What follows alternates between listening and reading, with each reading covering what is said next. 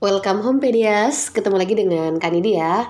Ya, Kanidia kembali lagi dengan video pembahasan untuk persiapan UTBK ya tahun 2022. By the way, suaranya masih aneh nih, pagi banget demi kalian biar bisa ngupload setiap hari ya. Semoga istiqomah sampai akhir, amin. Oke, kita lanjut ya soal nomor 11.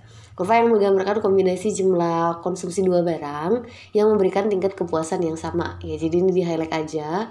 Ini udah sering banget kali dia jelasin ya, kalau ada materi tentang kepuasan yang sama, itu pasti hanya akan dibahas di materi konsumsi, lebih spesifiknya di materi indifference curve. Ya, kalau konsumsi itu punya dua ya, konsumen ya. Kalau indifference curve fokus kepuasan yang sama, kalau ini menghabiskan anggaran atau duit yang sama ya. Nah, isokon dan isokos silahkan ditonton video Kanidia yang tentang ya di mikro ya. Jadi buka playlist mikro, makro, dan akuntansi untuk persiapan UTBK kalian. Insya Allah materinya sudah sangat lengkap. Next, number 12. Dalam proses produksi, biaya tetap rata-rata tidak berubah meski ada kenaikan jumlah produksi. Jadi biaya tetap rata-rata, supaya kalian tahu ini berubah apa enggak, mungkin menurut Kanidia langsung aja kita buatin ini kali ya, kurvanya ya. Biaya tetap rata-rata kalau di ekonomi kita simbolkan pakai huruf ya, benar. Oh sorry, ini kenapa ini semangat ya. A, F, C ya. Jadi biaya tetap rata-rata kalau dalam bahasa Inggris kita artikan average fixed cost. Nah, average fixed cost itu kurvanya udah permanen di ekonomi, modelnya kayak gini, swing like this. Ini AFC.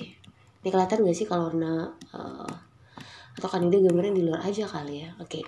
Jadi sebenarnya si AFC itu ya kayaknya lebih enak kayak gini ya. So kalau ditanya tentang kurva biaya, lebih spesifik sih biaya tetap rata-rata or AFC, kita bakal dapat gambarnya kayak gini, swing like this, AFC. Ini udah kali dia juga jelasin di materi biaya, silahkan ditonton videonya karena ini memang tinggal mereview aja ya, mencocokkan pemahaman aja. Kalau kita lihat mah dari sini udah ketahuan ya, apakah benar kurvanya ini nilainya selalu sama atau tidak akan berubah? Ya salah dong. Ini kalau di ekonomi kita lebih tepatnya bisa menggunakannya kurvanya selalu menurun ya, menurun terus, tidak pernah naik dan juga tidak akan konstan. Jadi tidak berubah itu salah karena dia selalu berubah, selalu menurun gitu. Oke, pernyataan kedua, dalam kegiatan produksi biaya tetap tidak terpengaruh oleh perubahan jumlah produksi. Nah, di sini emang yang harus agak fokus ya teman-teman ya. Walaupun kelihatannya sama, di ekonomi beda ya. Biaya tetap rata-rata dengan biaya tetap tok. Ada perbedaan rata-rata tuh di situ. Nah, kalau misalnya memang kita ditanyain tentang si biaya tetap atau dalam bahasa Inggrisnya bilangnya fixed cost, FC ya biasanya. Ada juga yang pakai istilah TFC, total fixed cost, sama aja. Apakah FC tidak dipengaruhi jumlah produksi? Bener banget, karena kurva FC itu modelnya jadi kayak gini. Kalau AFC modelnya menurun, kalau si FC modelnya kayak gini, lurus aja. Nah, jadi nilainya selalu konstan, tidak dipengaruhi oleh jumlah produksi nih. Mau jumlah produksinya misalnya 1, mau jumlah produksinya 5, atau jumlah produksinya 8, selalu nilai si FC itu sama. Jadi pernyataan kedua cocok dong teman-teman ya. So, karena kita ketemu yang salah ketemu benar, pilihnya yang delta kalau di pilihan jawaban ya. Semoga bisa dipahami. Next, number 13. Biaya marginal merupakan kenaikan biaya total karena disebabkan oleh. Oke, ini sering banget ya. Biasanya ada yang kalau kalian perhatiin yang dia sering bilang di video-video sebelumnya, marginal itu sebenarnya katanya mungkin paling enak kita bilangnya tambahan. Atau di sini kenaikan ya, tambahan, kenaikan, perubahan, boleh, itu sama arti semua. Tapi sebenarnya kalau dalam definisi nggak boleh kita cuma bilang tambahan biaya, selesai. Nggak tepat kalau cuma segitu aja. Ada tambahan lagi yang sudah harus mengikuti standar, ini udah strict banget ya. Jadi tambahan biaya, karena ini biaya marginal ya, disebabkan karena menambah jumlah produksi satu unit, satu satuan. Jadi harus ada jumlah produksi satu satuan. Jadi jawabannya yang B. Mungkin jumlah produksi udah kelihatan kan, kita bicara lagi biaya ya, jadi pasti kaitannya sama yang berapa yang kita produksi. Tapi ini yang mungkin perlu kan di highlight banget ya, harus ada kata satu unit, satu satuan ya, nggak boleh 1% ya, satu unit, satu satuan. Nah, ini kebetulan mereka satu semua, tapi kalimat yang lain itu beda. Jadi kalau kalian pelajari tentang biaya, Di video Kanida udah insya Allah sudah sangat lengkap, insya Allah sudah paham kenapa harus B jawaban untuk nomor 13. Oke, hopefully kalian bisa memahami materinya ya, penjelasannya ya. Terus semangat, masih pagi. Oke, number 14. Pernyataan yang menggambarkan karakteristik kurva biaya produksi. Nah, ini banyak kurva nih. Supaya enak, ini kan ada AC dan AVC. Mungkin kan dia bakal gambar kurvanya aja ya. Nanti kita sama-sama identifikasi yang mana sih yang mengikuti kondisi yang benar-benar terjadi gitu kan ya. Mungkin di sini kalau dilihat sepertinya akan ada komparasi untuk 3 jenis kurva ya. So ini adalah swing, sorry ini key, dan ini adalah cos ya. Ini bener key, ini cos itu biaya produksi. Dan kita bakal dapat MC kayak ini, swing ya. Ini this one is MC, marginal cost, yang barusan tadi kita bahas biaya marginal.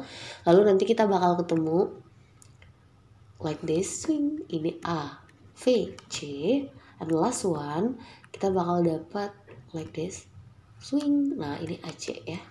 Ya kayaknya 3 aja untuk ini ya. Sebenarnya ada 7 komponen biaya, tapi di sini cukup korelasi untuk 3 aja ya. Kita lihat kurva AC berada di bawah kurva AVC. Wah, kelihatan banget sih ya. Ini AC nggak mungkin kita bilang di bawah AVC karena dia di atas dong. Jadi ini salah, di bawah nih.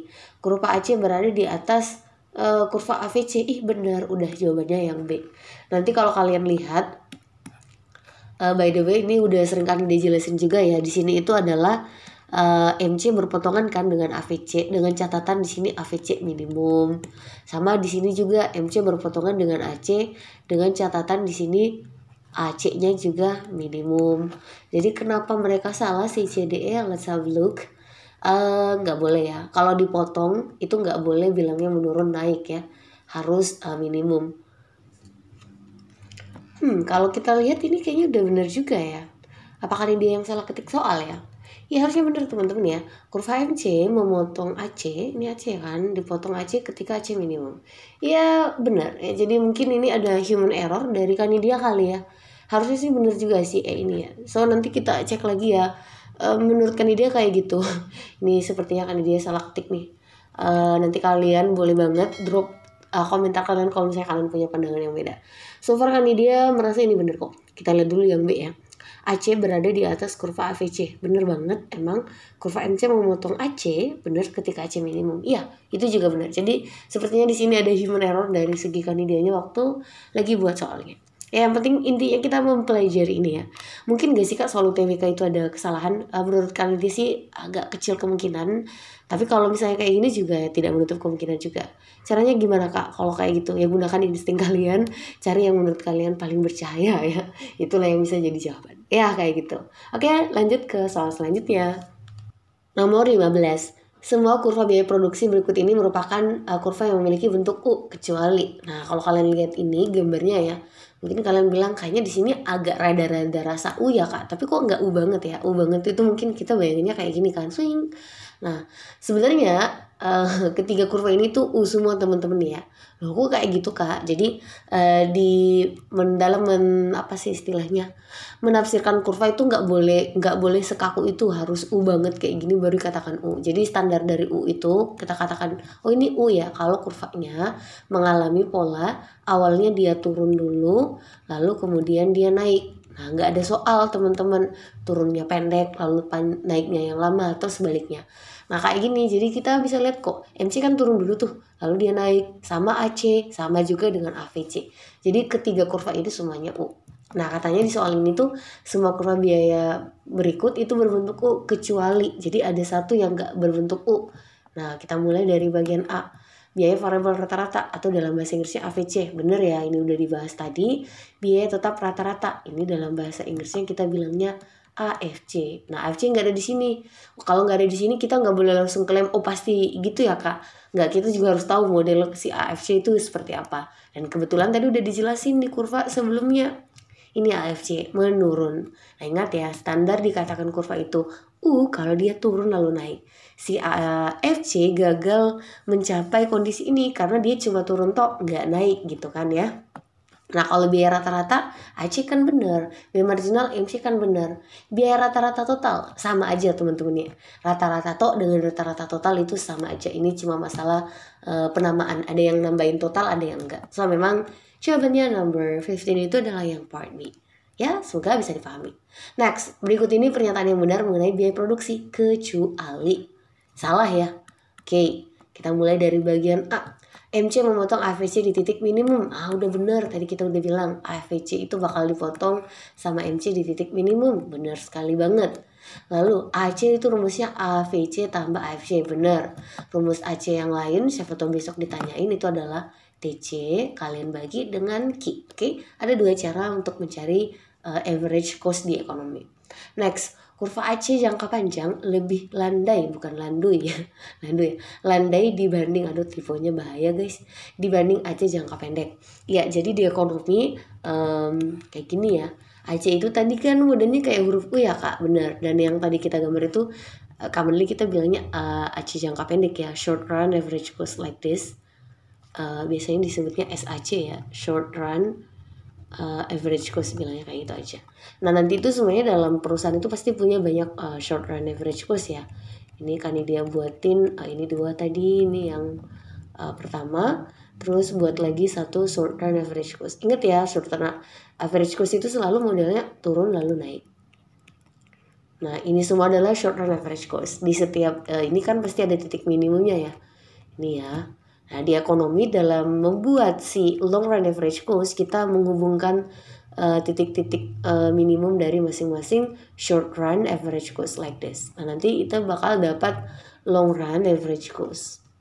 Nah kalau ditanyain yang mana yang lebih landai, landai itu artinya lebih cenderung jauh lebih datar. Nah bisa kita lihat sih si short run itu agak lebih tegak, sementara si long run itu jauh lebih landai ya, kayak gitu. By the way, kadang juga diselain sebagai kurva envelope ya, envelope curve ya. Ini benar juga guys, karena yang panjang lebih landai. Terus AFC, tadi udah digambar berbentuk horizontal. Nih udah kan dia gambarin. Yang mana yang horizontal FC, bukan AFC. Jadi salah ya. Jadi hati-hati banget, hanya gara-gara satu huruf semua bisa berubah ya gitu ya. MC turunan dari TC cocok banget, ini bisa salah satu formula yang kita gunakan untuk menentukan nilai MC. Tonton video kandidat tentang biaya, insya Allah sudah sangat lengkap ya. Next, number 17, economics of scale dalam satu barang ditunjukkan oleh kurva. Nah baru tadi kita bahas ya, jadi economics of scale itu terlihat dari kurva AC. Nah AC itu kan ada dua ya kemungkinannya ya. Sebenarnya kita bisa menggunakan long run average cost ya, like this. Ini ada dua kondisi kan, kita bakal bilang awalnya dia turun kak lalu naik, kan dia berbentuk U ya kan, iya benar. Nah waktu dia turun ini kan kita bilang biayanya lebih rendah ya kak, iya benar. Nah istilahnya kalau di ekonomi itulah yang kita sebut sebagai economic of scale atau skala ekonomi ya dalam bahasa Indonesia, economics of scale. Sementara kalau dia udah mulai naik, lawannya ya namanya itu adalah diseconomic of scale atau di skala ekonomi ya. Diseconomic of scale, scale. Nah jadi kalau ditanyain economic of scale ditunjukkan saat kurva AC itu mulai menurun ya. Ini average cost yang sebenarnya bisa sih kita bilangnya yang long run ya. Oke, so best answer is part B, AC yang menurun. Next, number 18, ada fungsi biaya total perusahaan 2Q kuadrat kurang 12Q tambah 80. Jumlah biaya marginal saat produksinya adalah 8. Jadi, kan dia tulis di sini aja kali ya. Nomor 18 itu yang diketahui si TC sama dengan 2Q kuadrat, 2Q kuadrat dikurang 12Q, 12Q ditambah 80. Nah yang ditanyain adalah berapa marginal cost biaya MC ya saat produksinya 8. Jadi harus tahu juga apa yang pengen ditanyain di soal. Yang ditanyain soal itu berapa sih MC saat produksi ya, atau jumlahnya yang kita buat itu 8. Nah kayak gitu. Ingat ya, tadi udah disinggung juga di soal sebelumnya, kalau mau nyari MC salah satu caranya adalah menggunakan turunan dari TC. Jadi ini cocok banget kayak gini. Kalau misalnya soalnya cuma informasi fungsi, maka MC itu paling cocok pakai turunan ya. Jadi rumus dari MC adalah turunan dari fungsi TC. Nah kita turunkan yuk. Kalau masih belum paham, cek materi video di ini ya, playlist mikro. Kan dia udah kasih cara menggunakan turunan dalam ekonomi ya, karena kan itu ilmu matematika. Kita turunin 2Q kuadrat dapat 4Q dong. Minus 12Q diturunkan terhadap Q dapat 12 dong. 80 diturunkan terhadap Q dapatnya 0 dong. So kita dapat MC kayak gini. Nah karena ditanyain angka yang pastinya, ini kan baru fungsi nih. Caranya adalah kita tinggal substitusi nilai Q yang udah diketahui di soal sebesar 8. Ya udah, berapa tuh? 4 kali 8 kan 32 ya. Kurang berapa sih nih? 4 kali 8 ya Allah kok 32, bener gak sih? Ya 32, astagfirullah. Masih pagi tetap semangat. 32 kurang 12 dapatnya 20 dong ya. Semoga kandidat gak salah hitung ya. Enggak sih insya Allah ya, jawabannya juga ada. Jawabannya ada belum tentu bener juga ya teman-teman ya. Siapa tahu pembuat soalnya jago tuh buat yang agak tricky. Oke, lanjut nomor 19. Dikutnya TR-nya kayak gini, 16Q kurang 2Q kuadrat. Jika barang dijual adalah 5, penerimaan marginal penerimaan rata-rata dan penerimaan marginalnya berapa sih? Jadi ini yang ditanyain ada 2 ya. Kita langsung loncat materi. Insya Allah kan dia udah jelasin juga materinya ini tentang revenue di playlist mikro ya. So far ini masih materi mikro. Menurut Kanidia ya, pengalamannya ya, kebanyakan emang solo TBK materi mikro, jadi make sure kalian pelajari materi mikro dengan baik ya guys ya. Terus Q-nya adalah 5. Nah yang ditanyain apa tadi tuh? Penerimaan rata-rata dan marginal. We need to figure out average revenue and also the marginal revenue. Jadi ada 2 poin nih. Nah, cara mengetahuinya adalah first one kita harus ingat rumusnya teman-teman ya. AR itu rumusnya adalah TR kalian bagi dengan Q.